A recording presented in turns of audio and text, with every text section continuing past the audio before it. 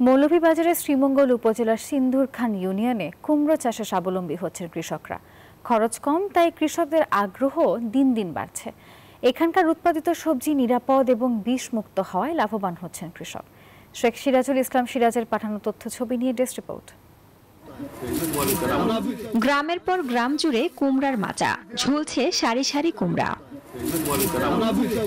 সিন্দুরখান ইউনিয়নের সবজি গ্রামে এবার কুমড়া চাষে আশাতীত ফলন হয়েছে। কীটনাশক মুক্ত এই চাল কুমড়া স্থানীয় চাহিদা মিটিয়ে দেশের বিভিন্ন স্থানে যাচ্ছে। শুধু কুমড়াই নয়, বিভিন্ন ফসল চাষে বদলে গেছে পরের টং নিরাপদ সবজি গ্রাম। এখানকার শত শত কৃষক সবজি চাষ করে জীবিকা নির্বাহ করছেন। উপযুক্ত পরামর্শের কারণে ক্ষেত নষ্ট হয়ে গেছে, বিনাশ হয়ে গেছে, এতে অনেক কৃষক ক্ষতিগ্রস্ত হয়েছে। খুব কষ্ট করে তুললে এখন কি একটা রোগ আইছে জায়গা মইরা।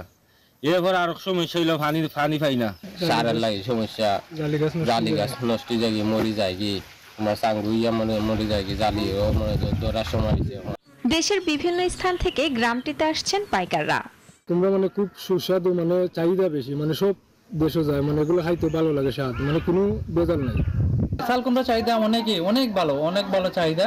দেশি চাল কুমড়া চাহিদা হলো আমরা বিক্রি করতাম গেলেও 2 টাকা বেশি পাওয়া যায়। নিয়মিত পরামর্শ দেয়া হচ্ছে বলে জানায় কৃষি অফিস।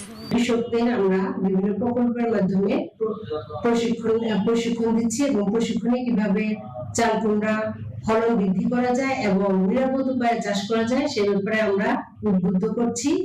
চলতি মৌসুমে জেলায় 300 হেক্টর জমিতে চাল কুমড়ার আবাদ করা হয়েছে। Desk report, news 24। বান্ডেল থাকলে প্রতি সেনমানিতে টাকা বাঁচবে। বিকাশ সেনমানি বান্ডেল কিনে জিতুন প্রতি লেনদেনে।